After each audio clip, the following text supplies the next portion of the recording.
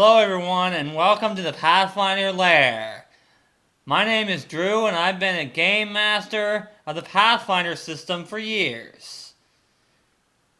On this channel, I help new players understand the rules of the Pathfinder 2 system. Today in the Lair, I will start my Ancestry series with Dwarves. Yes, all those bearded people you see in Lord of the Rings movies. That's what we're talking about today. Before I get started, there is one thing I want to cover, and that is what I will and will not be covering in this video. I see a lot of videos online that try to tell you how to roleplay each of these ancestries. That is not something I will be doing in this video, and I have 3 reasons why.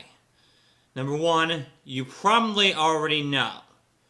Number 2, suggestions for how to roleplay each of these ancestries is one of the few things that's relatively easy to find in the book. And number 3, I'm not going to tell you how to roleplay your character. That's all there is to it. I'm a GM. That's not my job. My job is to give you a situation. It's your job to decide how your character would react to that situation. What I will be covering in this video is the mechanics of this ancestry.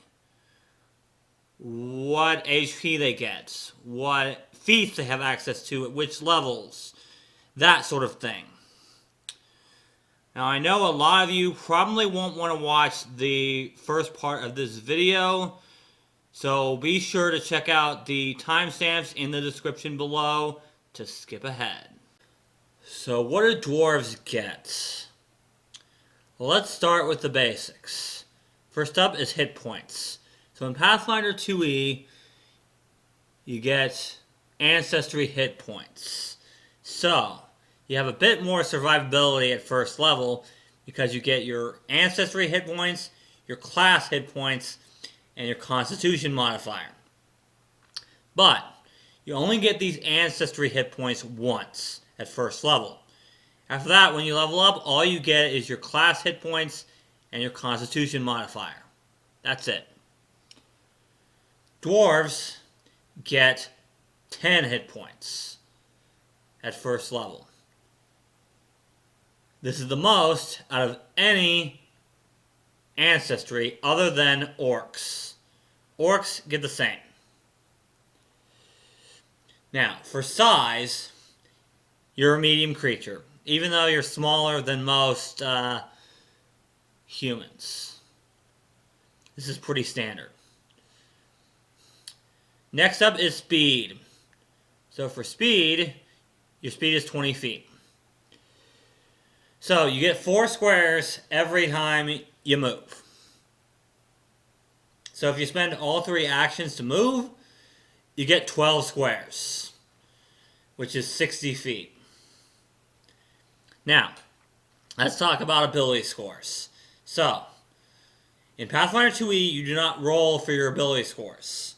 Instead, you get ability boosts. No matter what character you're playing, you always start off at 10. Now, ability boosts give you a +2 to whatever ability scores they are. Dwarves are very tough and very wise. So, they get ability boosts to Constitution and Wisdom. They also get a free ability boosts like most ancestries get. Whenever you see a free ability boost, it can be any ability score except one that you've already boosted in this step of character creation. So, for dwarves, this free ability boost cannot be Constitution or Wisdom. It can be literally anything else. Now, all ancestries, with the exception of humans, orcs, and tengus, get an ability flaw, which is a -2. So, for dwarves, this is charisma. Now you can cancel out your ability flaw with your free ability boosts. So you could technically have a 16 in your charisma. Although if your class needs charisma, I don't know why you would play a dwarf. But anyway. So, next up is languages. So, starting languages for dwarves are Common and Dwarven. You also get additional languages equal to your intelligence modifier. So, when you're done with character creation, whatever your intelligence modifier is, that's how many extra languages you get. So, what does that mean? It means that you can pick any language you want that you have access to. The book does give suggestions for this, but really it's any language that you have access to. Next up, for senses, dwarves live underground, so they have dark vision. Now, dark vision means that you can see in darkness and bright and dim light just as well as you can see in bright light. Though in darkness, you don't get color in darkness. You get black and white. Now that I've covered the basics of this ancestry, we should talk about heritages. Now, what are heritages? Heritages are types of ancestries. So, for this video, types of dwarves. Each of these heritages gives you a special ability that's in addition to what I just covered and any ancestry feats that you take.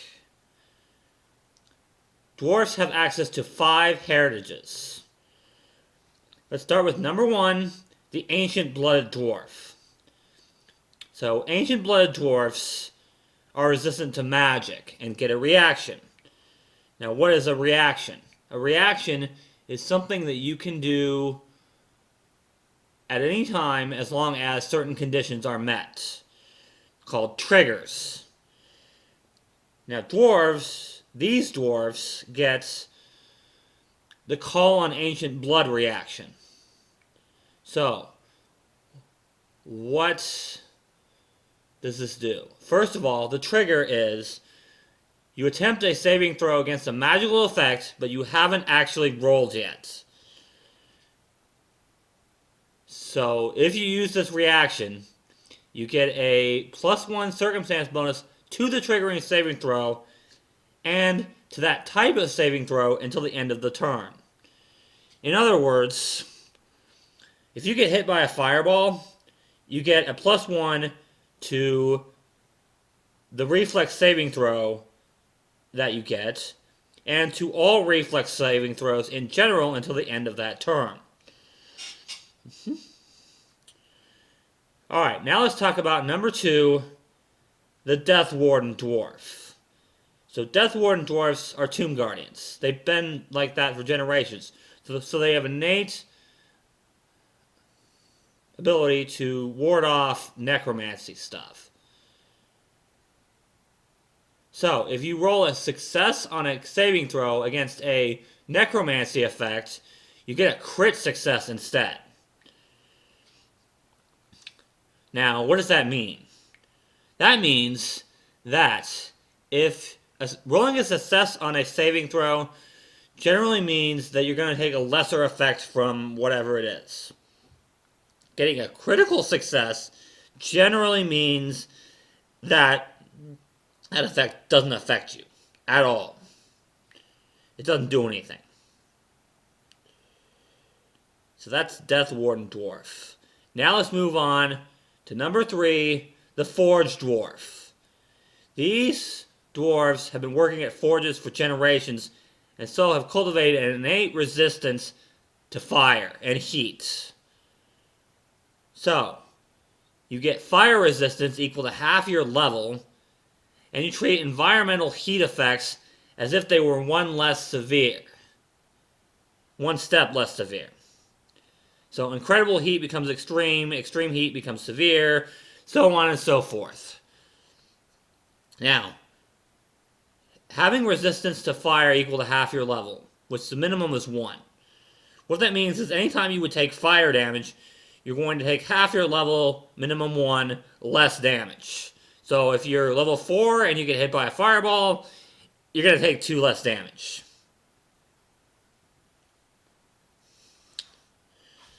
Now, let's move on to number 4, the Rock Dwarf. So these dwarves have lived and worked among great ancient stones of the mountains or depths of the earth. So it's very hard to knock you off your feet or move you forcibly. So, you gain a +2 circumstance bonus to your fortitude or reflex DC against attempts to shove or trip you. This also applies to saving throws against spells or effects that attempt to knock you prone. In addition, if any effect would force you to move 10 feet or more, you're only moved half the distance. Now, what do I mean by fortitude or reflex DC? That's going to be 10 plus your fortitude or reflex. See, the way shove or trip works is the opponent is going to make an athletics check, and they have to beat your fortitude or reflex save DC, which is 10 plus your fortitude or reflex. Now, let's move on to number 5, the Strong-Blooded Dwarf. This is very similar to the Forest Dwarf, except it applies to poison. And instead of the resistance to heat, each successful saving throw against a poison affliction reduces its stage by 2 or by 1 for a really bad poison. Each critical success against an ongoing poison reduces its stage by 3 or by 2 for a really bad poison. Now remember how I talked about ancestry feats? Well, I'm about to cover those. You get an ancestry feat at first level and every 4 levels after. So 5th, 9th, 13th, and 17th levels. Now, I'm about to cover the first level dwarf feats. You can take these feats at a later level, but these are the ones that you have access to at first level. I will start with the ones from the core rulebook, and then after I cover all of those for every level, then I will move on to the advanced player's guide ones. So, let's get started. First up is Dwarven Lore. So if you take this feat, you love the stories and traditions of your ancestry as a kid. So, you become trained in crafting and religion. If you would automatically become trained in one of those skills, you instead become trained in a skill of your choice. You also become trained in Dwarven Lore.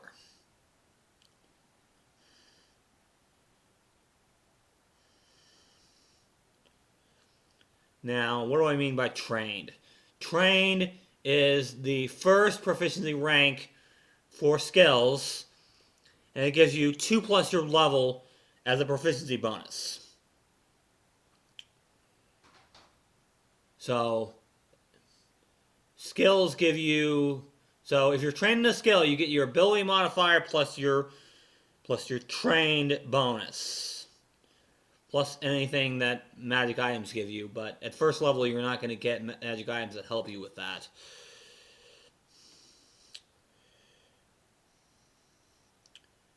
Alright, second, let's talk about Dwarven Weapon Familiarity. So, you're very good at using the weapons that dwarves use. So, you are trained in the battle axe, pick, and warhammer. you also get access to all uncommon dwarf weapons.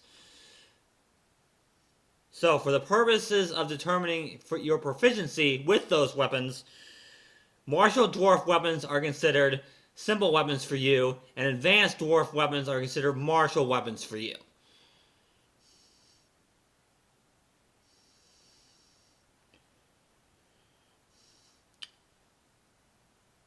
Now, whether you can use those weapons depends on your class. You'll be able to use martial dwarf weapons because all classes have proficiency in simple weapons. But whether or not you can use advanced dwarf weapons depends on your class. Next up, we have number 3, Rock Runner. So, you have an innate connection to stone, so you can ignore difficult terrain caused by rubble and uneven ground made of stone or earth. In addition, whenever you use the acrobatics skill to balance on narrow surfaces or uneven ground made of stone or earth, you're not flat-footed, and if you roll a success on one of these acrobatics checks, you get a crit success instead.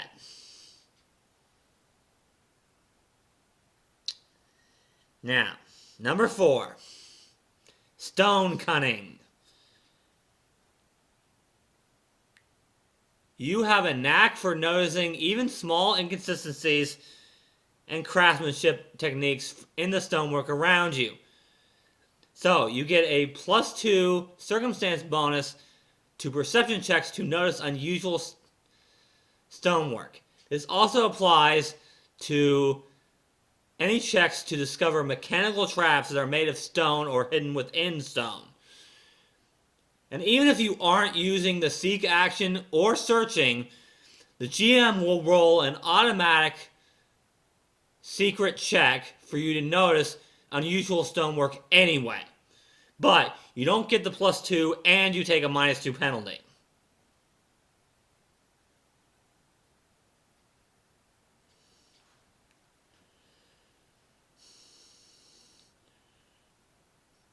Now, the seek action is something that you do when you're searching for something or someone.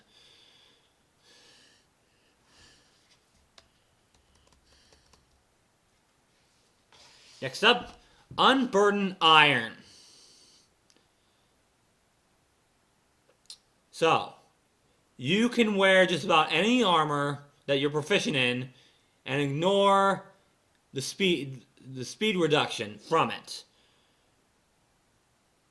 Also, anytime you take a penalty to your speed for some other reason, such as from the encumbered position or a spell, deducts 5 feet from that penalty. For example, the encumbered condition normally gives you a -10 penalty to speed. But if you take this feat, it only gives you a -5 penalty.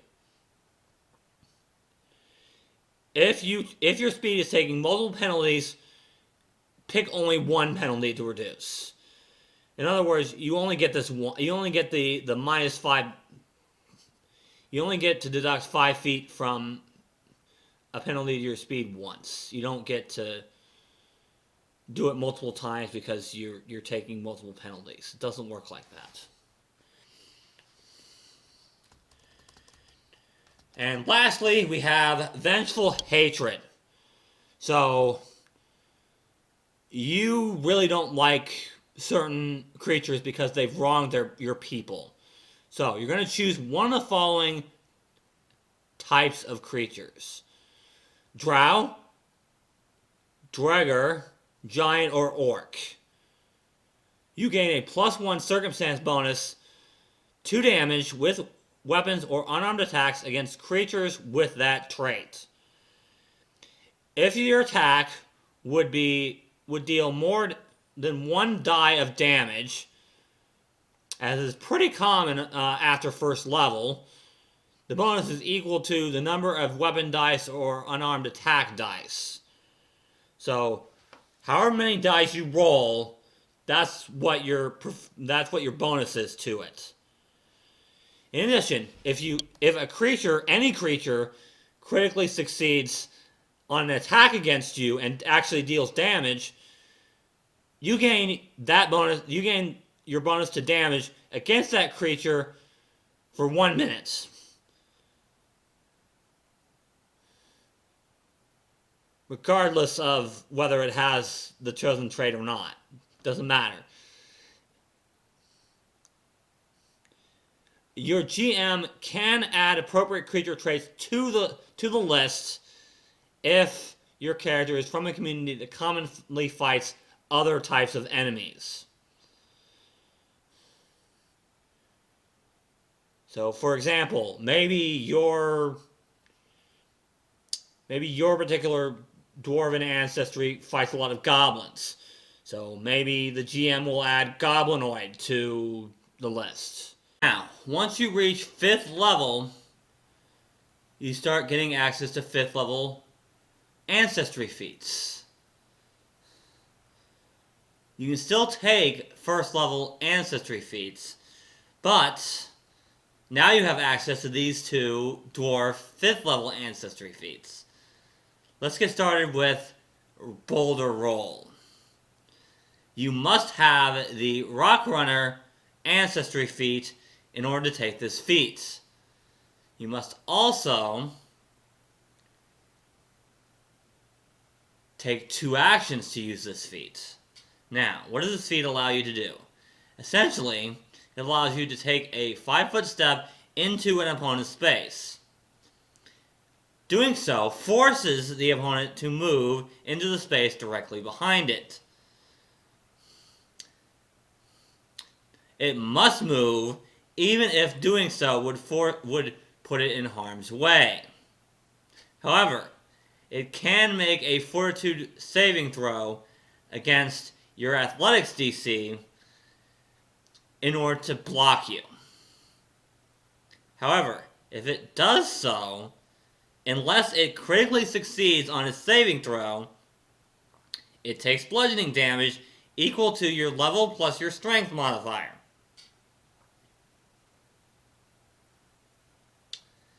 If the foe cannot move, because it's surrounded by solid objects or creatures, for example, then your Boulder Roll doesn't do anything. It has no effect. Lastly, let's talk about Dwarven Weapon Cunning. So, you must have the Dwarven Weapon Familiarity feat in order to take this feat. So what does it do? You're even better with Dwarven weapons now. Anytime you would crit with a Dwarven weapon, such as a Battle Axe Pick or Warhammer, you gain the weapon's critical specialization effects. So what does that mean? Essentially that means, well, every weapon has a critical specialization effect, and if you have access to it, that means that anytime you crit with that weapon, you get its critical specialization effects. I will cover more on that when I get to weapons or equipment. In this part of the video, I will cover the 9th and 13th level Dwarf Ancestry feats because there's only one 13th level Ancestry feat in the core rulebook. So let's get started with Mountain Stoutness. So, you're even tougher than most dwarves if you take this feat. You gain hit points equal to your level. You also reduce the DC of stabilization checks while dying by 1. If you also happen to have the toughness feat, then the hit points from it and this feat stack. Also, you reduce the DC of stabilization checks by another 4. Lastly, for 9th level, let's talk about Stonewalker. You have a deep connection to stone and can even become one with it. You gain meld into stone as a 3rd level divine innate spell that you can cast once per day. If you also happen to have the Stone Cunning Dwarf Ancestry feat, you can find unusual stonework and stonework traps that would normally require you to have legendary proficiency in perception. Also, if you have Stone Cunning and you're legendary in perception, then when you're not seeking and the GM rolls that secret check, you not only get your Stone Cunning bonus, but you don't take the -2 penalty. Now, for 13th level, there's only one feat, and that is Dwarven Weapon Expertise. You must have Dwarven Weapon Familiarity in order to take this feat. Whenever you gain a class feature that gives you expert or greater proficiency in a weapon, you gain that proficiency with all Dwarven weapons in which you are trained. Now that I've covered all the Dwarf Ancestry feats in the core rulebook, it's time to talk about the ones in the Advanced Player's Guide. Let's get started with Dwarf Dowdiness. At least I think that's how you pronounce that. Anyway, at the end of your turn, if you have the Frightened condition, you reduce it by 2 instead of 1. In other words, your Frightened condition lasts half as long as it normally would. Next up, we have Eye for Treasure. You are so good at crafting, you can use it to identify magic items. You become trained in crafting and receive a +1 circumstance bonus on all crafting checks to recall knowledge.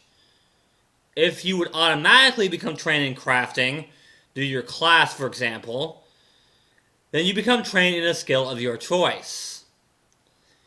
You also gain the Crafter's Appraisal skill feat, allowing you to use crafting to identify magic items instead of what you would normally use. Now I'll cover the 5th level Dwarf Ancestry feats in the Advanced Player's Guide, starting with Defy the Darkness. You have trained to fight against enemies using magical darkness and have sworn not to use such magic yourself. You gain greater dark vision, allowing you to see in magical darkness even if it normally hampers dark vision. However, you cannot use spells, items, or other abilities that have the darkness trait. Next up for 5th level dwarf feats, we have Dwarven Reinforcements. You must be an expert in crafting to take this feat.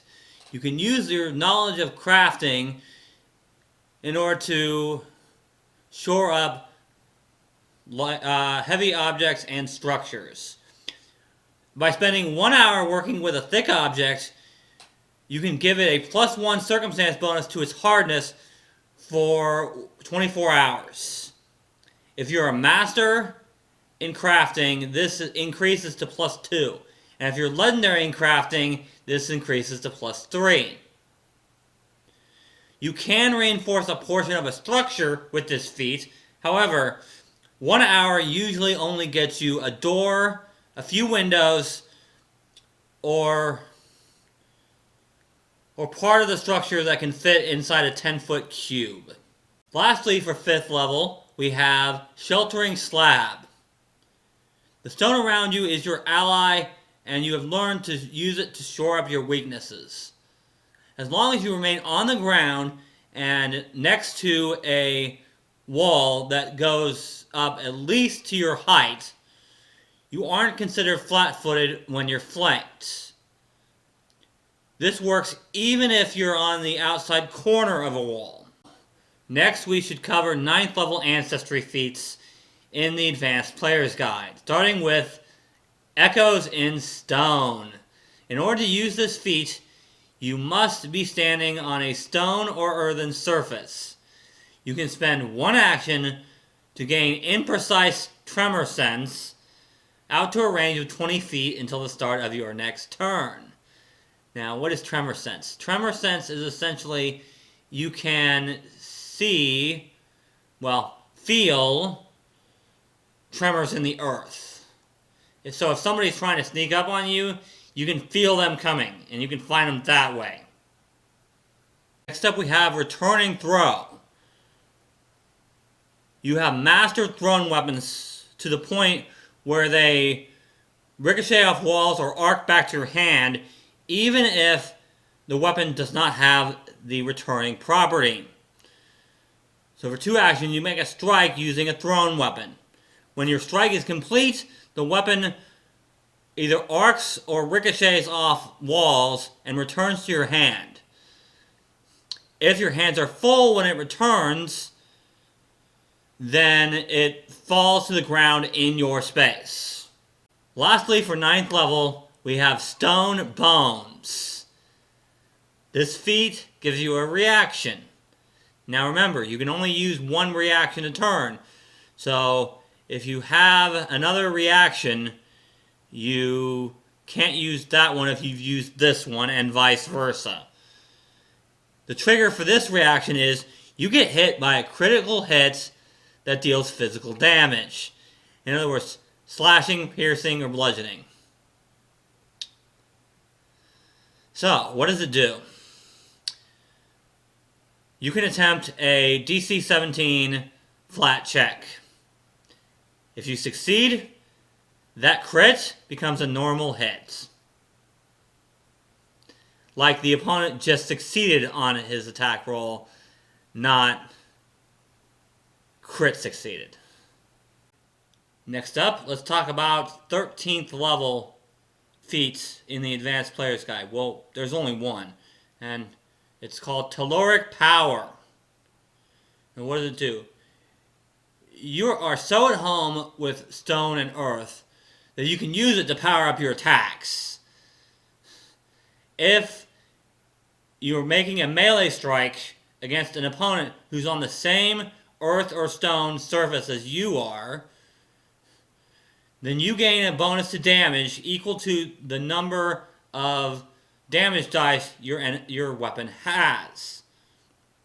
17th level, you get your last Ancestry feat. Now, if you're just using the core rulebook, then you'd pick one of the earlier feats that I've covered already in this video. However, if your GM allows you to use the Advanced Player's Guide, then you have access to a 17th level feat called Stone Gates. You must have the Stonewalker Ancestry feat in order to take this feat. Earthen barriers no longer impede you. You gain Pass Wall as a 7th level Divine Innate spell that you can use once per day. However, unlike the spell, you can only use this on stone and earth barriers. In other words, you can only pass through stone and earth barriers using this ability. And that's going to wrap up this video. If this video helped you, hit that thumbs up button down below. If you have any questions about anything I've covered in this video, let me know down in the comments. If I get enough, I may just do a video on that. Next week, I will be continuing my Ancestry series with Elves.